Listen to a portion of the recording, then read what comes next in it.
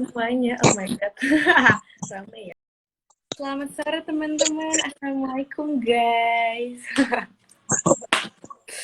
Gimana kabar kalian? Baik lah ya, pastinya harus baik. Kalau misalnya baik, di rumah aja, minum obatnya. Jangan sampai enggak, makan yang benar, vitaminnya iya, yang benar juga. Terus kan sekarang juga lagi pandemi, lagi naik-naiknya, COVID lagi naik nih ya guys. Kayak kan, makanya kayak kemana-mana tuh sulit sekali, apalagi adanya PPKM. Semuanya tutup, dibatesin lah. Terus kayak makan dine-in aja nggak boleh. Jadi kita itu harus ada di rumah aja sebisa mungkin ya. Home sweet home. Tapi ya buat kamu yang punya hewan peliharaan, hewan kesayangan, kucing, anjing, kelinci, hamster, atau yang lainnya gitu ya, mungkin yang unik-unik, sampai cacing juga ada mungkin ya. Dulu tuh, aku suka melihara cacing. Kalian pernah kepikiran gak sih cara kayak, aduh, kayaknya pet shop tutup nih, apalagi kayak jamnya dikurangin, terus kalian tuh sibuk siangnya, ada acara apa mungkin. Nah, kalian pernah kepikiran gak sih kalau misalnya cara grooming di rumah tuh kayak gimana? And that's it yang bakal kita bahas kali ini, guys. Yang bakal kita bahas kali ini adalah grooming hewan kesayangan di rumah kamu barengan sama Dok Anissa. Hai Dok Anissa sudah bersamaku sekarang. Dok Nisa, berarti aku panggilnya Dok Anissa aja ya? Ya, boleh. Enggak Dok Cibi? Biar gemas gitu. Bisa. Oke. Grooming hewan. Kayaknya kalau misalnya orang-orang yang nggak punya hewan kesayangan, kalau nggak hewan peliharaan di rumah tuh agak asing mendengarnya dengan apaan sih grooming? Grooming apa ya? Grooming tuh apa sih?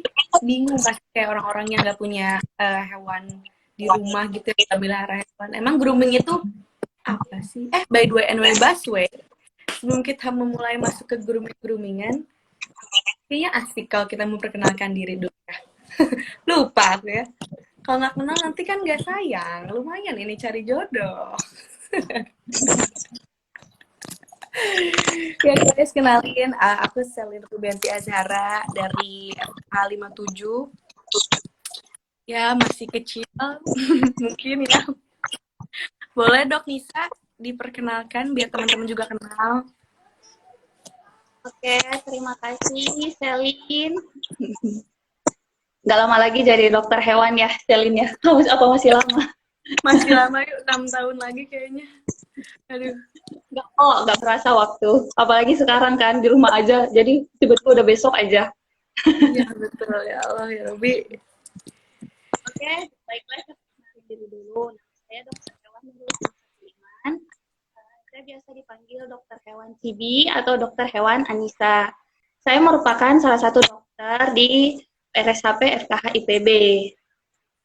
Nah, udah Oke. Berarti kalau misalnya mau ketemu dokter hewan Anissa atau dokter hewan Cibi, boleh langsung ke RSHP. Siapa tahu? Iya. Saya praktek hari. Oh, iya benar. Iya, aduh ya Allah ya Robi, karena online nih nggak bisa ketemu langsung. Nggak ada sesuatu yang penting urgent, lebih baik di rumah aja gitu. Kecuali hewan benar-benar butuh penanganan. Baru cabut ya. Bunda. Terus kan tadi nih ngebahas tentang grooming. Nah, di grooming ini kayak banyak orang-orang juga yang masih awam tentang grooming gitu. Untuk yang nggak punya hewan di rumah juga pasti kayak awam. Apaan sih grooming? Taunya kan mandiin doang. Paling juga mandiin kucing. Atau enggak kayak apa juga disisir doang gitu. Nah, emang sebenarnya ya. Nah, sebenarnya nih ya, grooming itu apa sih, Dok? Jujurnya itu. Nah, yang pertama kita harus kenalan dulu grooming itu apa. Nah, grooming sendiri itu adalah sebuah proses, jadi paket dia tuh, jadi secara keseluruhan, gimana kita menjaga dan merawat penampilan fisik dari hewan kita. Jadi kan kebanyakan pada taunya kalau grooming itu hanya sebatas dimandiin kan. Nah, enggak, padahal grooming itu satu paket, mulai dari gunting kuku, sisir, bersihin telinga, itu semua tindak dari sebuah kata grooming. Jadi makanya kadang ada istilah grooming kering dan grooming basah kayak gitu. Jadi grooming itu nggak hanya identik dengan dimandikan. Walah, berarti kalau grooming basah include mandi dong. Grooming basah include mandi. Biasanya ada yang minta grooming basah, terus dokternya malah nyaranin datang nih mau minta grooming kering. Oh kalau ini mah butuhnya grooming basah gitu. Oh walah. Oke, oke. Berarti tergantung hewannya juga ya, kondisi hewannya udah kayak gimana nih gitu. Kotor Ya, apa dia? kotor apa dia.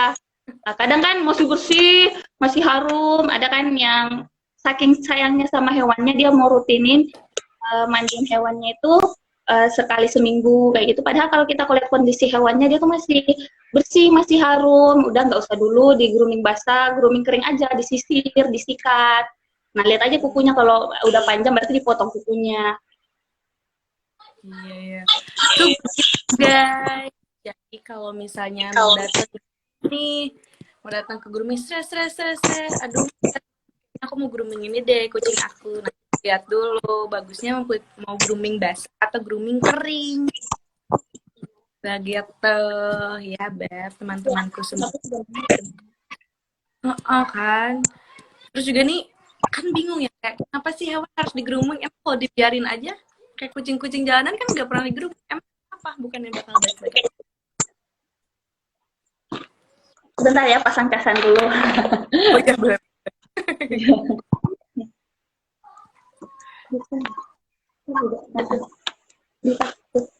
Oke, lanjut. Ya, penting banget sih grooming itu. Yang pertama, hewan kan jadi terawat, jadi bersih. Terus pertama penampilannya pasti lebih enak dipandang. Terus kalau kita juga meluk yang buat para pet lovers meluk hewannya itu kita juga terjaga gitu kan. Terus pasti mencegah penyakit-penyakit kulit yang sering terjadi pada kucing atau anjing. Nah, dan kita tahu kan kalau hewan udah terkena penyakit kulit itu dan banyak macamnya itu sudah susah diobatin. Jadi harus benar-benar kita memeriksanya itu secara mikroskopis seperti itu. Jadi sebelum terkena penyakit kulit, jadi kita mencegah dulu dengan cara di grooming. Oh begitu. Jadi daripada nunggu-nunggu terus, tunggu ada penyakit besar dan lebih besarnya lagi, mending di grooming aja kita cari pencegahannya gitu kali ya dok ya. Ya. Oh seperti itu. Tuh Kamu gitu juga teman-teman. lebih nyaman kalau kalau udah di grooming. Hewan Iya, nyaman, ikannya nyaman. mm-mm. Tapi dulu juga aku tuh pernah tahu dok kayak aku tuh habis meluk-meluk kucing kan ya, habis meluk kucing terus tiba-tiba ada satu spot yang bikin gatel gitu. Akhirnya gatel jadi luka di aku, terus udah deh jadi berbekas sekarang. Dan itu makanya karena ada beberapa penyakit kulit yang Hmm. pada hewan itu bisa menular ke manusia atau istilahnya dengan zoonosis kan. Nah, itu makanya pentingnya grooming supaya mencegah uh, apa yang penyakit-penyakit kulit yang bersifat infeksius ke kita itu bisa dicegah dengan grooming itu. Oh, tuh gitu teman-teman. Jadi kayak bener tuh grooming tuh bener-bener penting untuk hewan dan juga kesejahteraan hewan dan juga kita. Bukan hewannya aja yang enak, tapi kita juga enak. Jadi nggak bakal digigit kayak aku waktu itu. Ya. Terus ditambah lagi bondingnya pasti lebih meningkat, makin lebih bonding kita sama pemilik dengan hewannya. Iya kan ya, lebih sayang. Hewan lebih sayang kita juga hewan. Begitu. Iya. Kalau kita grooming sendiri, kita bakal lebih peka tuh. Jadi kalau kalau kita sering menyentuh hewan, jadi lebih peka aja. Oh ini ada benjolan nih. Kemarin kok nggak ada gitu. Kok sekarang tiba-tiba ada. Jadi lebih peka aja kita dengan kondisi hewan kita. Tuh kan cakep. Selain hewannya juga jadi bersih, wangi, enak buat dipeluk. Terus kita juga bisa Iya, tahu, wah ada yang beda nih sama yang di hewan ini nih, iya, gitu. benar-benar.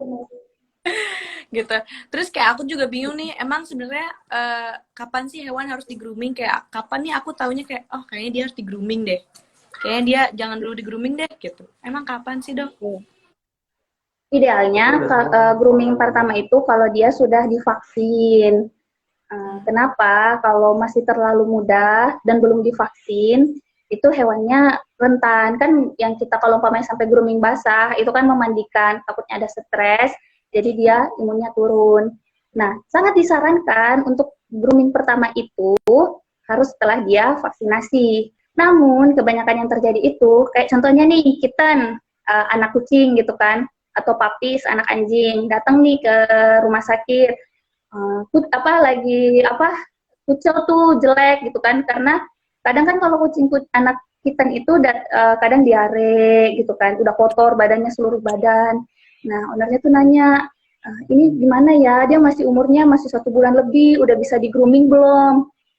Nah kita pasti menyarankan, oh ini kita grooming kering aja ya ibu ya, jangan di grooming basah dulu, kita coba bersihin dulu sedikit. Kalaupun mau grooming basah pasti kita lap dengan air hangat, belum yang grooming selengkap-lengkapnya sampai yang kita pakai blower kayak gitu. Nah,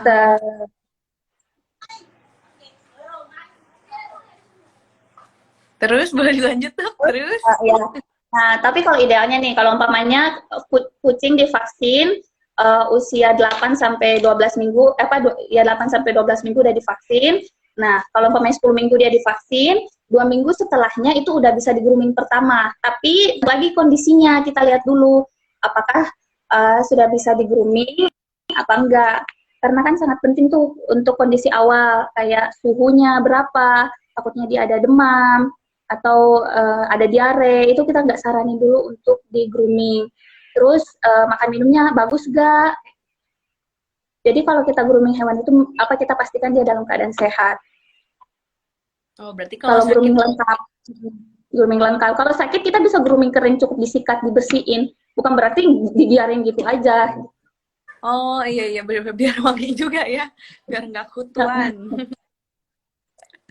Begitu berarti teman-teman tadi kan kayak berarti harus lihat juga nih udah divaksin belum kok buat anak-anak yuk buat anak-anak yang masih kecil, Ya, anak anjing gitu, lihat dulu gitu deh pokoknya. Terus juga nih tadi kan ada prasyarat yang sedikit-sedikit dikeluarkan. Emang apa sih syarat-syarat hewan yang boleh di grooming selain tadi buat kitten, kalau nggak kayak papi itu kan harus udah vaksin, terus juga udah lebih dari sebulan. Nah itu ya. bagaimana yang lainnya? Nah, tadi selain itu hewannya harus dalam kondisi sehat gitu kan. Kalau yang grooming sehat sebenarnya sih ada istilahnya grooming sakit. Nah grooming sakit itu kayak ada yang kena penyakit kulit gitu. Tapi kalau biasanya sih kalau pet lovers tuh lebih peka ya. Kalau udah datang penyakit kulit hewan, dan so far kita lihat kondisi hewannya oke, ya nggak apa-apa kita mandiin. Gitu. Tapi biasanya kalau yang kayak grooming sakit itu kita lebih menyarankan untuk di klinik dulu atau pet shop dulu groomingnya, karena ada beberapa spot yang kita dilakukan treatment khusus. Oh begitu.